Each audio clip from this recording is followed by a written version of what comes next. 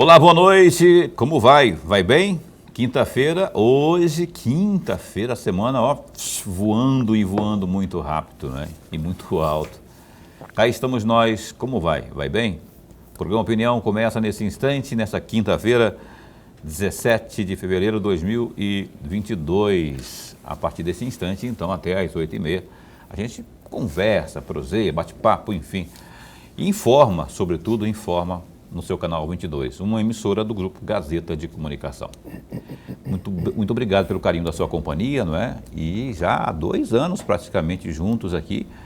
Muito obrigado pelo carinho da sua companhia. Como diz Lorenberg, você é a razão principal do nosso trabalho.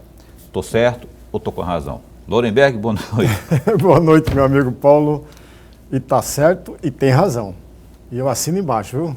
Opa, boa noite. Um grande abraço a todos os nossos telespectadores, a razão maior do nosso programa. A você que também acompanha o nosso trabalho, não só pela TV Pantanal, Canal 22, como também pela internet, não é? www.gazetadigital.com.br. E a você que também se liga aqui no Opinião pelo Facebook, na página da TV Pantanal, no Facebook também. Eu agradeço de coração, viu? Doutor Tiago, muito bom, juiz de direito, Tiago Abreu aqui com a gente mais uma vez. E o que eu gosto muito aqui, sempre quando a gente liga, ele está sempre aqui, porque ele respeita o nosso trabalho e vem trazer também as informações da nossa querida AMAN, que é aquela associação que representa os magistrados aqui no estado de Mato Grosso. Doutor Tiago, já ao pegar aqui o seu boa noite, já vou dando uma provocadinha. Nesse tempo de pandemia, não é? Temos aí já 2 anos, tal. O trabalho propriamente esteve e está reduzido. Como é que está o trabalho hoje do magistrado? O magistrado está assustado com esse negócio ainda? Por que eu pergunto isso? Até enquanto jornalista, não é? Às vezes eu tentava marcar entrevista com um dos, ou juiz, ou desembargador e tudo mais, havia sempre aquela coisa, e não é só para dar exemplo não, é porque realmente está preocupado com a questão da saúde, já que a infestação estava num grau muito elevado. Eu lembro que, nossa, tinha gente que... E como é que está isso aí hoje? Está mais... A poeira está baixando? Como é que o senhor avalia o trabalho do magistrado diante dessa pandemia aí? Boa noite. Boa noite, Paulo. Boa noite, professor Lorenberg. Para mim também é uma alegria poder voltar ao programa e prestar os esclarecimentos à população do nosso estado, já que somos servidores públicos, né? Com relação à provocação, o Poder Judiciário vem trabalhando diuturnamente em todo o período da pandemia. Nós temos a facilidade de trabalhar hoje através do PJE, que é o Processo Judicial Eletrônico, e pelo fato do Judiciário hoje do Estado de Mato Grosso estar praticamente 100% informatizado em todas as comarcas, né, nas 71 comarcas aí do Estado, 79 comarcas do Estado, então o Judiciário nesse período de pandemia trabalhou ora parcialmente aberto, ora fechado, mas em todos os momentos atendendo a população através do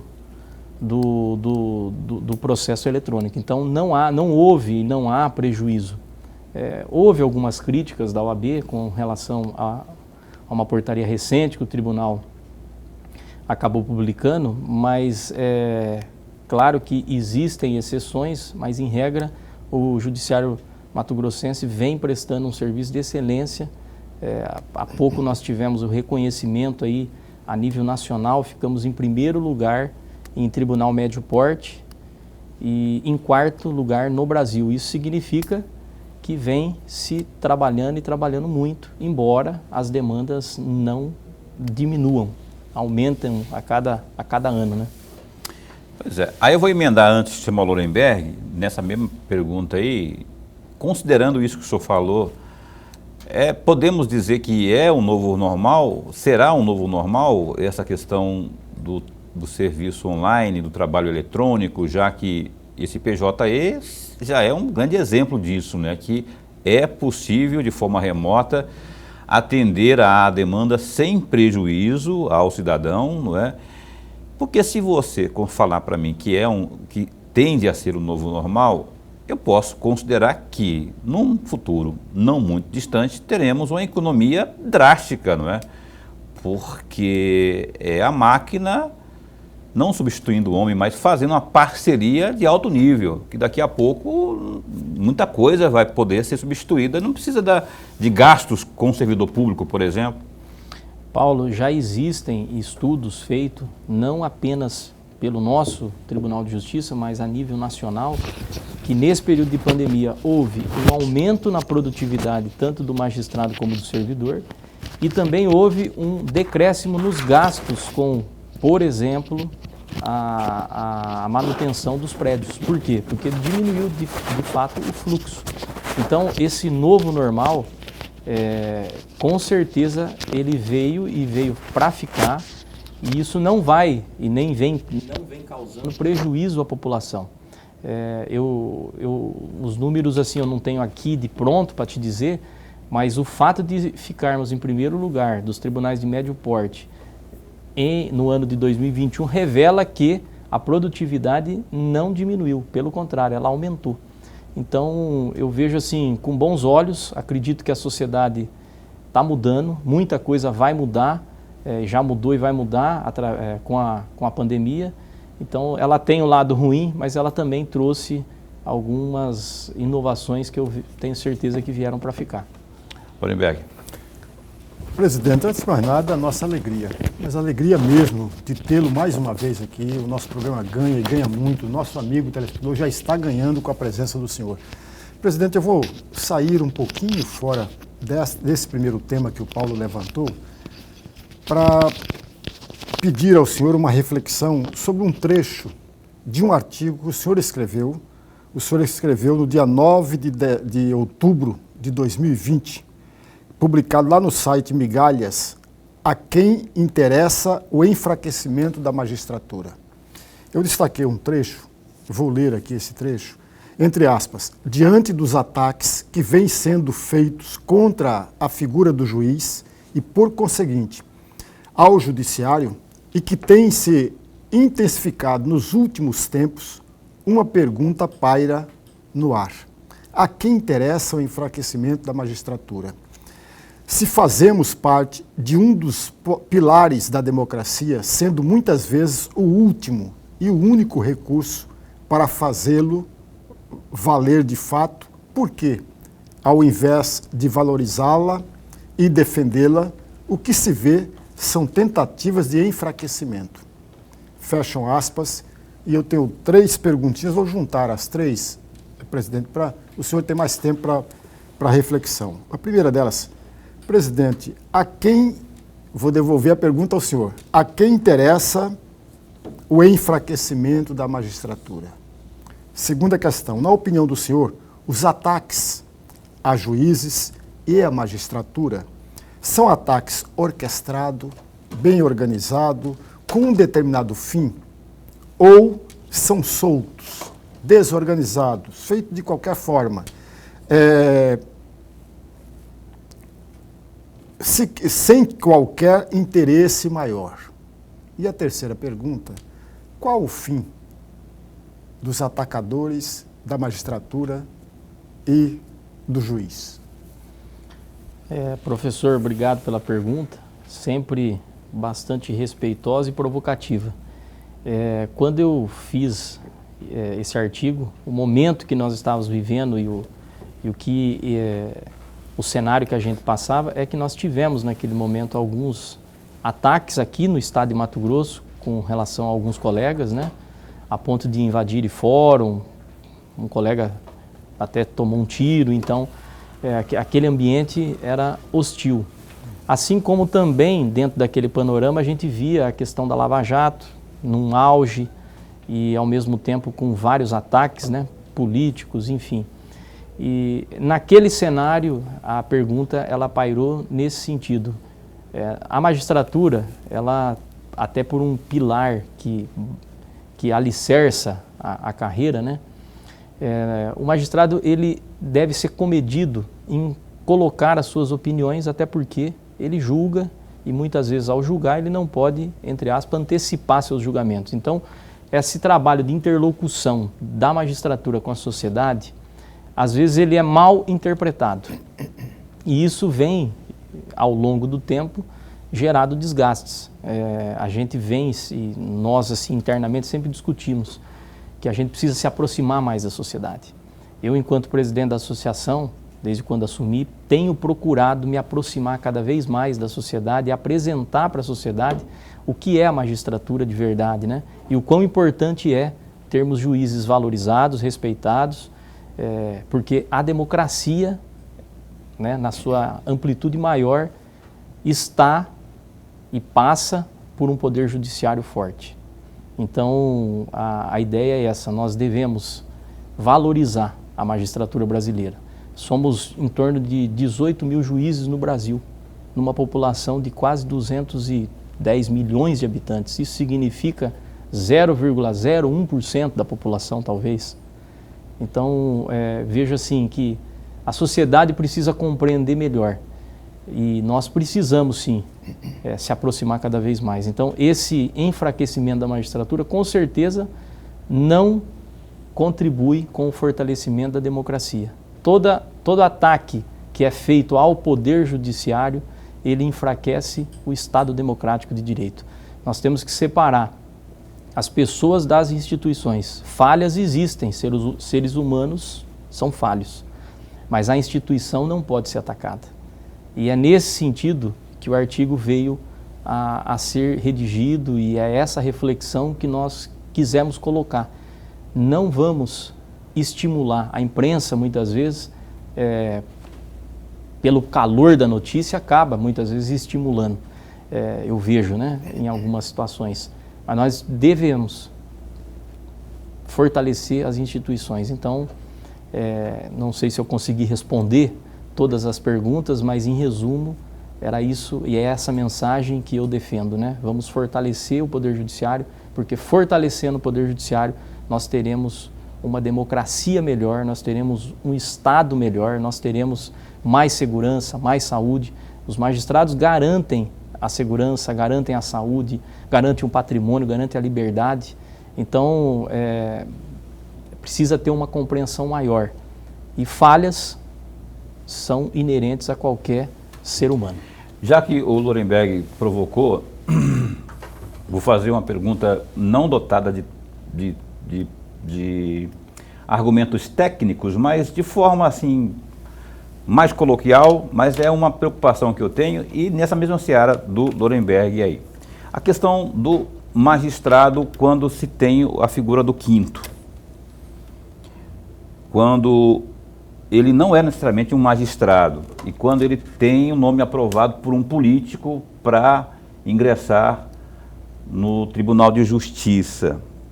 Não começaria aí uma falha? Porque quando começa-se, é uma pergunta, na verdade é uma provocação, não é? Quando começa a misturar as coisas, não é? Ou as duas coisas comecem a andar de forma muito conjunta, não é perigoso isso?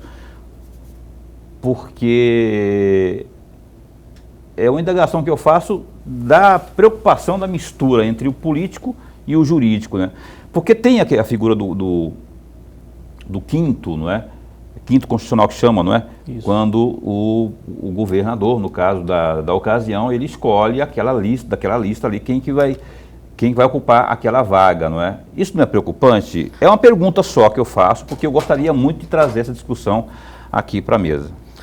Paulo, o quinto ele é uma figura que foi criada, vamos dizer, idealizada antes de 1988, ou seja, antes da nossa Constituição chamada aí a Carta Democrática Brasileira.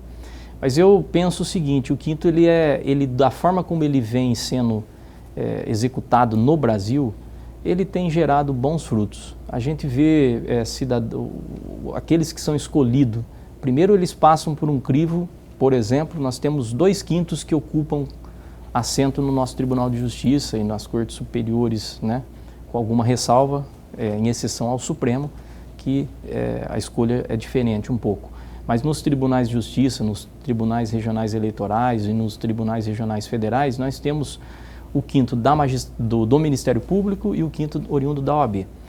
Veja, um promotor que chega ao tribunal, ele passou por um concurso público dificílimo, ele foi testado, vamos dizer assim, e ele é um servidor público. Então, a experiência dele como promotor dentro do Tribunal de Justiça, eu creio que agrega, que contribui. Mas não é a mesma coisa de para um concurso para juiz, não é? Vamos deixar as coisas bem... Não, é difícil, é um concurso difícil, a pessoa também tem que ter uma dedicação muito grande para conseguir vencer esse desafio. E o advogado, ele faz parte do sistema de justiça. O magistrado convive com os advogados, com os defensores, com os procuradores, com os promotores no seu dia a dia. Muitos advogados que ocuparam e que ocupam o cargo oriundo do quinto dignificam a magistratura, trazem experiências que são importantes para o poder. Atualmente, por exemplo, aqui no nosso Tribunal de Justiça, nós temos uma desembargadora presidente do tribunal, oriunda da classe dos advogados e prestando um serviço de excelência para o Poder Judiciário do Estado do Mato Grosso, assim como outros colegas, né, oriundos da advocacia contribuem muito. Então, eu vejo assim, que é algo que veio acrescentar e que veio melhorar e que veio contribuir com o fortalecimento, inclusive, do Poder Judiciário a nível de Brasil, não apenas a nível do Estado de Mato Grosso. Ok. A desembargadora citada aqui é a doutora Maria Helena Povas, que, aliás, é a presidente. Ela atualmente preside o Tribunal de Justiça de Mato Grosso, que veio, inclusive, da advocacia, não é? Pelo quinto. E o senhor lembra qual foi o último do Ministério Público que foi promovido, vamos chamar assim, para o Tribunal de Justiça? Quem foi daqui do Estado do Mato Grosso? O desembargador Marcos Machado. Ah, o Marcos, é verdade. Que inclusive foi secretário aí de governo e tudo mais. Exatamente. Advogado, bom advogado, inclusive, aí, verdade. Bom, eu tenho que ir para o intervalo comercial. Eu quis puxar esse assunto aqui porque quando vem aqui a OAB, a gente fala sobre isso. Quando vem algum promotor, a gente também aborda isso. Eu queria falar com alguém da AMAN sobre isso, que representa os magistrados, né?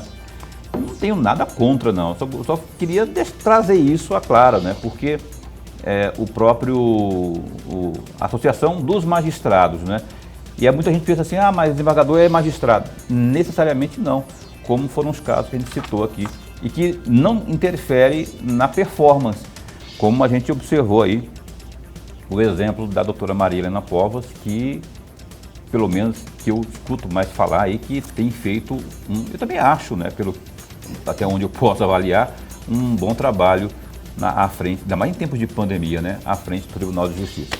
Opinião dá um tempinho só e volta já já. Muito bem, a gente retoma o programa Opinião nesta noite de quinta aqui, entrevistando o Dr. Tiago Abreu, juiz de direito, que preside a Associação dos Magistrados aqui no estado de Mato Grosso. A gente abre espaço agora para o Gazeta Digital, o www.gazetadigital.com.br, e as informações como, por exemplo, aquelas que dizem respeito à pandemia, os números. Olha, uma idosa aí de 101 anos de idade, lá da cidade de Rondonópolis, que fica a 212 quilômetros ao sul de Cuiabá, e outras 15 pessoas morreram de Covid-19 no estado nas últimas 24 horas. Os dados foram divulgados pela Secretaria de Saúde nesta quinta, dia 17. De acordo com a atualização, Mato Grosso passou a contabilizar 688.245 contágios registrados da doença, dos quais, em 654.587 casos, as pessoas infectadas se recuperaram. Contudo, outras 14.614 morreram por complicações. Além disso, há ainda 18.141 pessoas em isolamento domiciliar. Paralelamente, a taxa de ocupação das unidades de terapia intensiva é de 64,6%, enquanto o mesmo índice relativo às enfermarias está na casa dos 23%. Ao menos 68% dos municípios de Mato Grosso estão em alerta de temporais, de acordo com um boletim da Defesa Civil Estadual divulgado nesta quinta-feira, 17 Diante das fortes chuvas, a concessionária Energisa também informou que diversas cidades mato-grossenses estão sem o fornecimento de energia. O boletim da Defesa Civil aponta que 97 municípios das regiões Centro-Sul, Nordeste, Norte e Sudeste estão em alerta laranja, o que significa que há probabilidade aí para a tempestade, com chuvas de 30 a 60 milímetros por hora, acompanhadas de ventania de 60 a 100 quilômetros por hora, conforme dados do Instituto Nacional de Meteorologia, que é o INMET. Ao menos 5 municípios de Mato Grosso, incluindo a capital, também tiveram fornecimento de energia prejudicado por conta das rajadas e também descargas elétricas. Somente em Rondonópolis, por exemplo, que fica a 212 quilômetros ao sul de Cuiabá, está aí com 5.000 imóveis sem luz. Além da queda de energia, cidades viraram rios por conta dos alagamentos ou então ficaram isoladas após estradas ficarem sem condições de serem trafegadas. Atenção quem está querendo pegar a estrada aí, viu? Porque as chuvas estão incessantes aí, especialmente no interior, aí pessoal que vai para o sul do estado. Muita atenção aí, alerta aí da Defesa Civil, por exemplo. Estamos aqui entrevistando nessa noite aqui Tiago Abreu, juiz de direito, presidente da AMAN. Eu vou pedir para o Lorenberg Alves, meu parceiro de bancada, abrir este bloco de perguntas. Presidente, ainda fazendo referência àquele texto que o senhor escreveu, tem um outro trecho que eu gostaria muito de ouvir um comentário do senhor. Entre aspas, ao juiz não é dado sequer a possibilidade de ter opiniões ou ideologias, pois certamente elas serão usadas contra ele, seja para desqualificar decisões ou imputar-lhe parcialidade quando a medida determinada ferir interesses de pessoas mal intencionadas ou de interesses obtusos. Fecham aspas. Eu vou fazer no mesmo modelo do primeiro bloco. 2 perguntas para o senhor ter um tempo maior. A primeira pergunta, nesse trecho aqui, presidente, o senhor está defendendo ou não está defendendo que ao juiz fosse dado o direito de opinar e apresentar-se com uma ideologia? A segunda questão, o não se apresentar com uma ideologia significa, presidente, de fato, que o juiz não tenha ideologia? Obrigado pela pergunta, professor Lorenberg. Que tem a ver um pouco com o que eu perguntei lá no bloco anterior, mas vamos lá. Na verdade, é aquela situação que eu havia explicado. Nós temos um dos pilares da justiça, a imparcialidade. Óbvio que não existe um Estado imparcial. Toda vez que há uma decisão, ocupou-se um espaço, escolheu um lado. Mas ao magistrado cabe ser discreto e comedido, para que não haja um pré-julgamento. Então, é esse cuidado que nós, enquanto servidores públicos, magistrados, ocupando esse papel, e aí o destaque foi nesse sentido, de que muitas vezes não podemos nos expressar, diferente, por exemplo, de um advogado que defende a parte. O promotor também tem o seu lado, defende e pode se expressar. O magistrado ele só pode se manifestar nos autos. Ele não pode antecipadamente apresentar a convicção dele. Ele apresenta a sua convicção quando profere a decisão, a sentença. Então, pelo fato dele ter que se preservar para isso, muitas vezes a sociedade não compreende, ou compreende mal, porque o magistrado não consegue ter essa interlocução com a sociedade da mesma forma como um advogado, como um promotor ou como qualquer outro profissional. Nós temos que ser mais comedido. Então, nesse sentido, há a necessidade de ter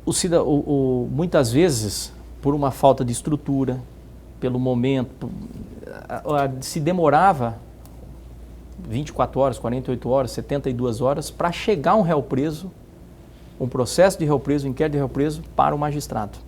E dentro desse período de 24, 48, 72 horas, por exemplo, se o cidadão não deveria permanecer preso, é um custo muito alto para aquele cidadão.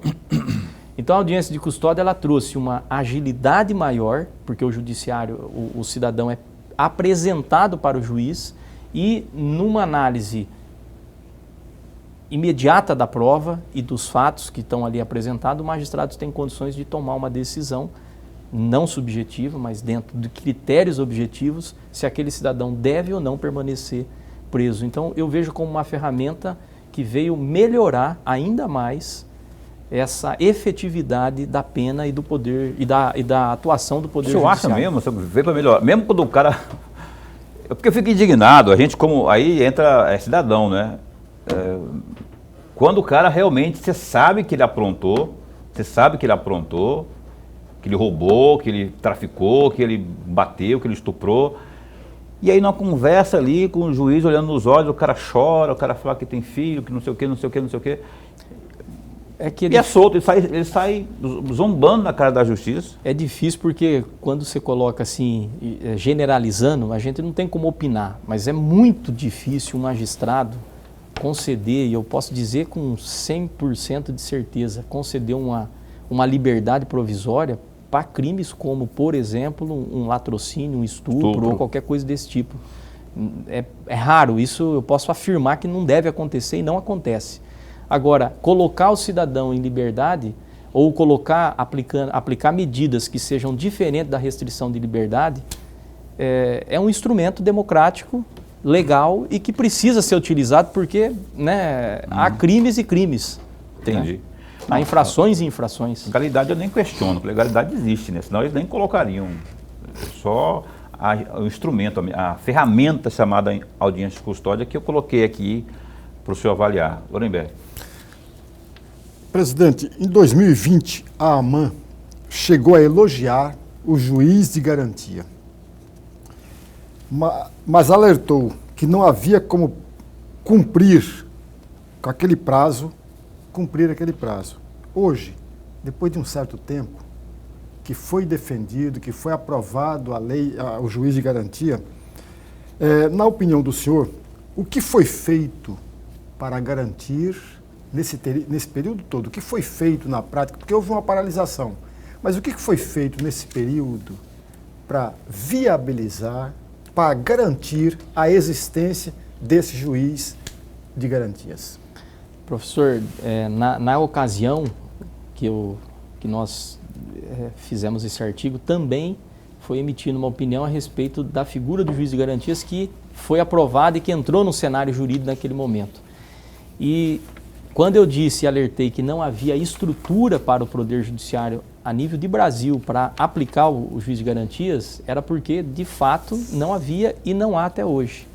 O Conselho Nacional de Justiça, que é o órgão que rege administrativamente o Poder Judiciário, e o próprio Supremo, em decisão proferida, suspendeu a aplicabilidade da figura do juiz de garantias, porque realmente não havia essa estrutura e até agora, até o presente momento, ainda nós não temos, não sabemos ainda como se dará a aplicação dela. É uma ferramenta importante? É uma ferramenta que vem à esteira ou na linha da própria audiência de custódia? Ela pode ser utilizada e se aplicada e se dotada, o Poder Judiciário de toda a estrutura pode produzir resultados efetivos e de melhor qualidade nos julgamentos para a sociedade? Pode, mas ainda nós não temos a estrutura adequada para colocar ela em prática. Doutor, mas e aí? Como é que fica a estrutura no estado de Mato Grosso? Vamos falar do estado de Mato Grosso, só que o senhor falou que o senhor acha que isso é um cenário nacional, mas não só considerando a figura do juiz de garantia, mas hoje, em termos de demanda e procura e demanda, o estado está em que estágio do ponto de vista quantitativo de magistrados? Olha, Paulo, Foi excelente a pergunta sua, porque recentemente, agora, há um mês atrás, nós tivemos a nomeação de 25 novos magistrados. Foi uma promessa, é uma luta da associação, que nós vínhamos pleiteando a realização desse concurso, e a presidente do tribunal, agora na gestão da desembargadora Maria Helena, concluiu o concurso e ela deu a posse, então, a esses 25 novos colegas que vão preencher as vagas que estão hoje abertas, principalmente no interior do estado. Com certeza, nós teremos um salto de qualidade, de efetividade na prestação jurisdicional nessas comarcas que hoje se encontram desprovidas de um juiz titular. Então, com esses 25 novos magistrados, nós preencheremos todas essas comarcas que hoje encontram-se desprovidas e, com certeza, teremos, então, uma maior efetividade na aplicação da lei. Então, 25, né? A distribuição se dá de forma aleatória ou ela já vai específica para essas comarcas que estavam sem? É feito a promoção e a remoção dos juízes mais antigos, aí vai vagar essas comarcas e nessa vacância os magistrados, esses 25 novos magistrados, respeitando uma ordem de classificação, fazem a escolha das respectivas comarcas. Mas todas, sem exceção, serão ocupadas por magistrados desses novos, né? Beleza. A AMAN tem quantos associados hoje no seu corpo, no seu quadro? A AMAN hoje tem em torno de 370 associados, entre magistrados em atividade, aposentados e pensionistas. 370. De um universo de quantos, mais ou menos? No estado, em atividade? Em atividade hoje nós temos em torno de 300 magistrados. 290 magistrados. Com esses 25 que entraram, eu acho que em torno de uns 290. Não tenho o número preciso aqui, mas é em torno disso. Ok, olha, a gente vai para mais um break comercial e a conversa está muito boa aqui. Começa a especular aqui, Lorenberg também, e o papo vai indo e o programa vai caminhando para o final. A gente dá um tempinho só para mais um intervalo e volta já já. Olha, a opinião está de volta aqui ao vivo com Tiago Abreu, juiz de direito, presidente da Associação dos Magistrados do Estado de Mato Grosso, aqui conosco nesse bate-papo, que a gente já está abordando vários assuntos aqui, rapaz, e eu gostaria de pedir para que o senhor fizesse um comentário. Nós anotamos algumas coisas aqui, não é só o Lorenberg que faz pesquisa não, nós também fazemos aqui. Tá aqui. A questão do reajuste, rapaz, eu queria que o senhor se posicionasse, ou como opinião, ou como presidente da associação, porque houve muitas críticas, e aí eu devo dizer, esse que vos fala, com o Lorenberg aqui, quando a gente noticiou a questão dessa decisão aí da doutora desembargadora Maria Helena, a gente criticou por causa do momento, não é? Do momento. A doutora Maria Helena, a presidente do Tribunal de Justiça, que propôs aí aumentar o valor do auxílio saúde dos servidores do Tribunal de Justiça de Mato Grosso de 1.200 para 1.430. A proposta foi aprovada no último dia 27 de janeiro no Conselho de Magistratura e também depois encaminhada no dia seguinte à Assembleia Legislativa, ou seja, tem que passar também pelo crivo do Parlamento Estadual. E aí eu gostaria que o senhor falasse, não é que eles não mereçam, né? Eu acho que merece sim, não é? E além do respeito, merece ter essas condições sim. O momento que eu continuo com o mesmo pensamento, viu? Todo o respeito que eu tenho e a admiração que eu tenho pela doutora Maria Helena, mas um momento seria disso, porque enquanto a maioria da população abnegada está aí padecendo, não é? E se promove aí um reajuste, um aumento aí não é muita coisa, mas é o momento, né? Que eu estou falando. Paulo, eu acho que todo trabalhador, primeiro ele tem o direito de reivindicar melhorias, tanto salariais como, né, de benefícios. Isso faz parte do Estado democrático e faz parte da relação patrão-empregado. E esse aumento, e em específico que você citou do auxílio saúde, eu penso que é o momento. Nós estamos vivendo uma pandemia eu acho que todos nós aqui, na sua casa, no seu dia a dia, com os familiares, enfrentou problemas relacionados à saúde. Nós estamos vivendo inflação de 2 dígitos há mais de 10 anos e agora, nesses últimos 3 anos aí, e principalmente com ou devido à pandemia, nós tivemos um encarecimento de todos os produtos, de todos os... A cesta básica aumentou, o combustível aumentou, o gás aumentou, quer dizer, tudo aumentou. E o gasto do cidadão também aumentou. O Poder Judiciário, assim como qualquer relação de empregado e patrão, fazendo, às vezes, e se colocando na situação, e eu elogio a decisão da presidente do tribunal, que teve a sensibilidade nesse momento de, dentro das condições financeiras que o Poder Judiciário tem, e foi respeitando a lei de responsabilidade fiscal, tudo isso que foi aprovado, ela trouxe sim um benefício para os servidores e para os magistrados, aquém da inflação. Todos esses aumentos que foram pequenos, como você acabou de dizer, foram bem aquém da inflação e da correção que mereceriam e que deveriam. E eu digo isso não só para nós, magistrados ou servidores. Acho que quem tem empregado em casa, ou que tem, para todo mundo, aumentou o vale transporte, aumentou o vale alimentação. Então, acho que é algo que meio natural haver esse aumento, essa reivindicação.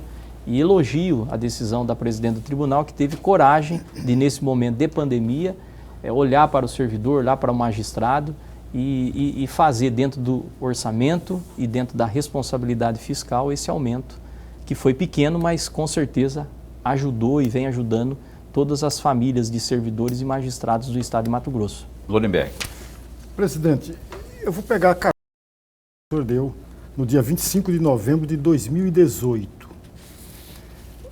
Entre aspas, o magistrado, enquanto servidor público, tem restrições muito diferentes de qualquer outro servidor. Ele não está ganhando hoje o suficiente para exercer a função dele com tranquilidade que precisa, com a tranquilidade que precisa. Fecham aspas. E aí vem a minha pergunta nessa mesma linha, presidente. O magistrado não tem um ganho suficiente? Se não tem um ganho suficiente, presidente, qual deveria ser este rendimento para dar ao magistrado maior tranquilidade, até porque todos têm famílias, todos têm uma série de custos. Qual seria esse ganho? Qual seria esse vencimento? O professor Lorenberg, ele é um especialista em fazer pesquisa, né? E colocar a gente em provocações, mas... de fato, quando eu falei sobre esse assunto, e de lá para cá nada mudou, porque na verdade nós estamos, assim como várias outras categorias, e aqui eu não estou, eu como presidente da magistratura tenho obrigação, até funcional e estatutária, de fazer a defesa dos magistrados, né? Mas assim como é na magistratura, estamos aí em todas as outras categorias. Nós estamos vivendo um período de inflação de mais de 2 dígitos há cerca de 10 anos. Isso são os dados reais aí dos nossos noticiários de economia. E não houve ao longo desse tempo essa reposição para a magistratura. Então foi nesse contexto que nós estamos defendendo a reposição, não é aumento que nós queremos, é reposição inflacionária desse período em que não houve esse acréscimo. E quando eu digo que o magistrado é diferente dos outros ou das outras categorias, é porque o magistrado ele tem várias restrições, não apenas no exercício, para o exercício da profissão, como para exercer qualquer outro tipo de atividade para poder complementar o seu salário, né?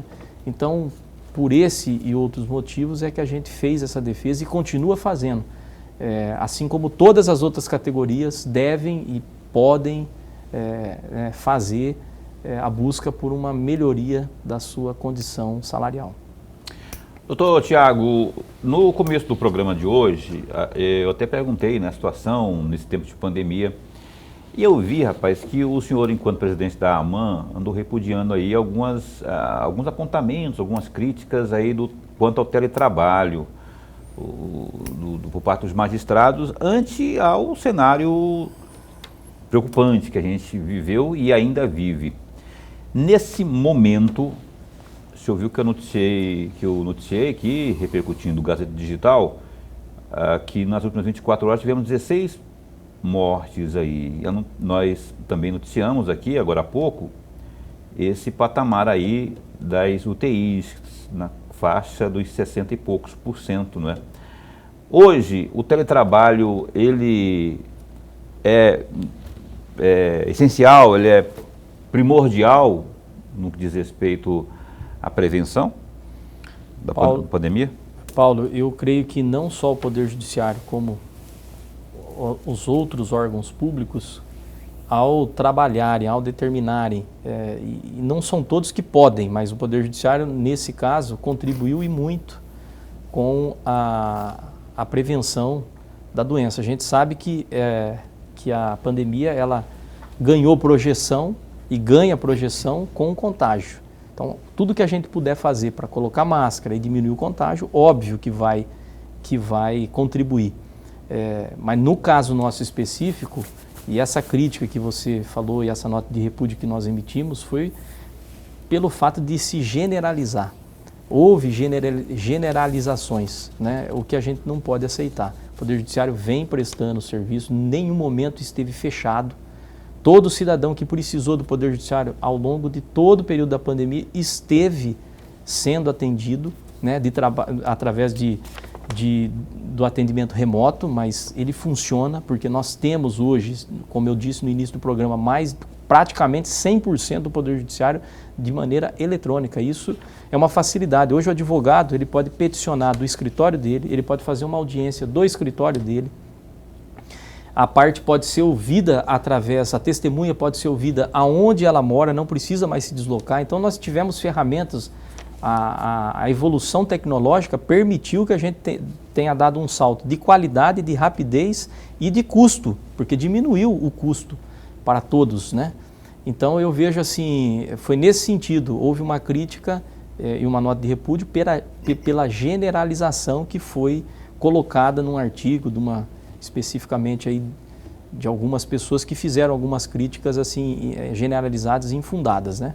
Óbvio que nós somos prestadores de serviço, óbvio que pode ter falha, que essa falha seja apontada de maneira específica para o órgão competente, que é a nossa Corregedoria Geral de Justiça, e com certeza vai ser tomado todas as medidas para corrigir, para apurar e para melhorar o serviço, porque o Poder Judiciário tem compromisso com a sociedade. Eu posso dizer e afirmar isso. Nosso compromisso é prestar um serviço de excelência. É isso que nós desejamos enquanto poder.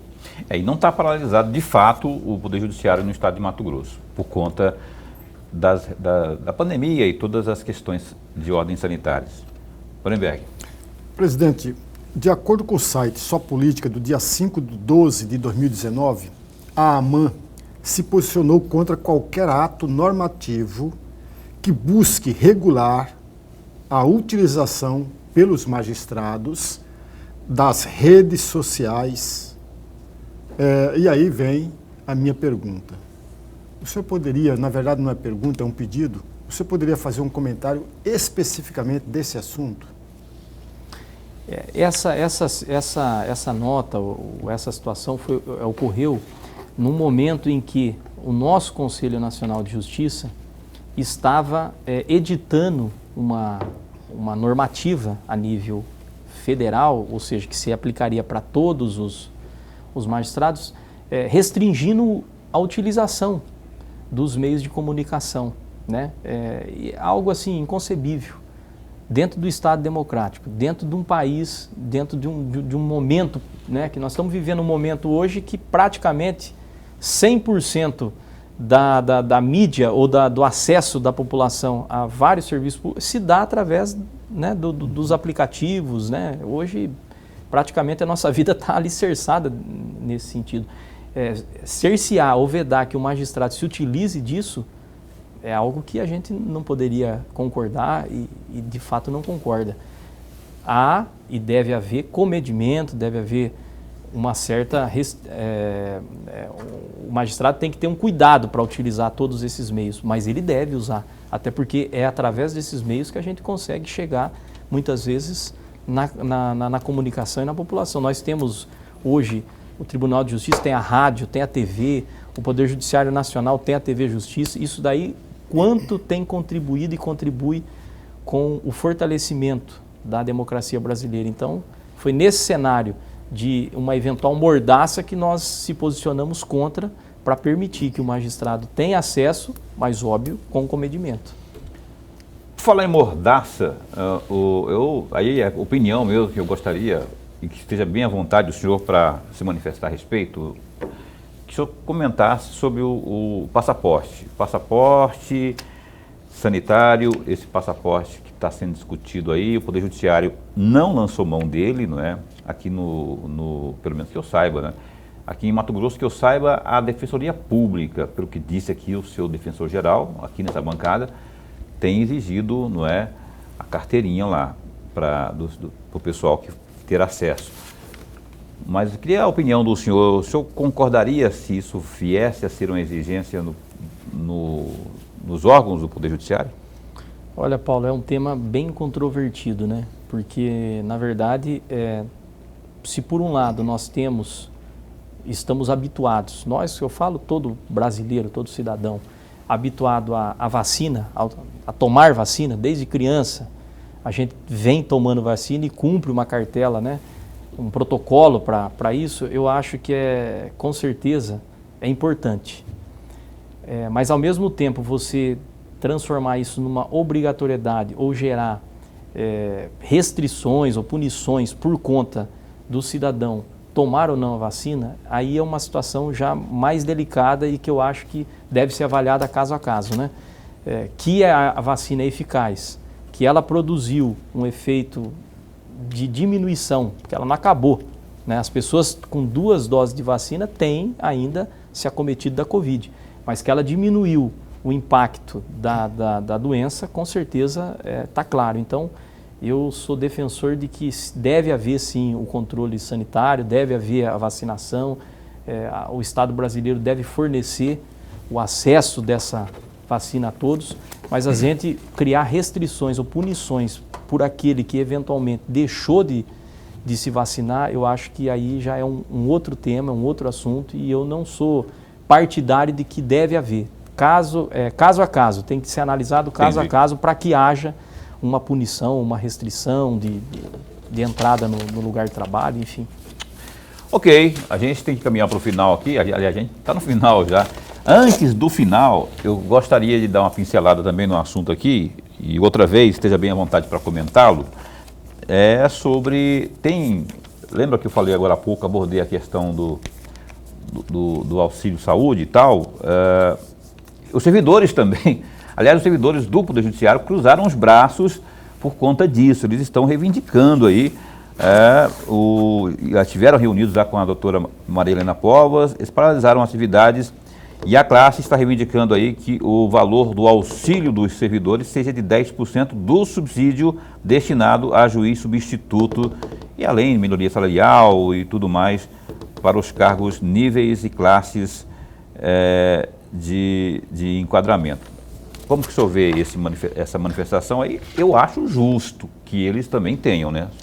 Paulo, como eu digo, né? Eu acho que todos os servidores, todos os trabalhadores devem e podem fazer a reivindicação de melhoria dos seus benefícios, do seu salário. No caso específico dos servidores, vou emitir a minha opinião. O Tribunal de Justiça vem concedendo o RGA e o reajuste, concedeu e concederá o reajuste nos vencimentos e no que toca ao auxílio saúde. Agora, querer ganhar igual ou querer se comparar, aí é uma outra situação, mas que o reajuste está sendo dado da mesma forma que foi dado para os magistrados, vem sendo dado para os servidores e até com uma correção um pouco maior. Óbvio que há uma diferença salarial, mas a presidente, no caso a desembargadora Maria Helena, tem atendido e tem aplicado a lei para todos, tem dado aumento não só para os magistrados, como também para os servidores. Tiago Abreu, presidente da Associação dos Magistrados de Mato Grosso, muito obrigado por ter vindo aqui, mais uma vez aqui a opinião, satisfação em tê-lo aqui, e esse espaço está sempre a postos para bem informar. Eu que agradeço o convite, Paulo, professor Lorenberg. Para nós é um prazer poder conviver com vocês aqui nessa bancada, nesse tempo precioso que eu sei que é, prestigiado que é esse programa e que eu mesmo sou um dos telespectadores dele. Então, parabéns Obrigado. pelas perguntas e pelo belo trabalho que vocês fazem para a população do estado. Obrigado pela deferência, obrigado pela presença. Lorenberg também, até amanhã. Até amanhã. A gente entrevista amanhã aqui no Opinião, nesta sexta-feira, a vereadora por Cuiabá, Michele Alencar, do Antes Democratas, agora União Brasil, ao vivo às 7h30 da noite. Até lá, não perca, fica bem, fica com Deus também.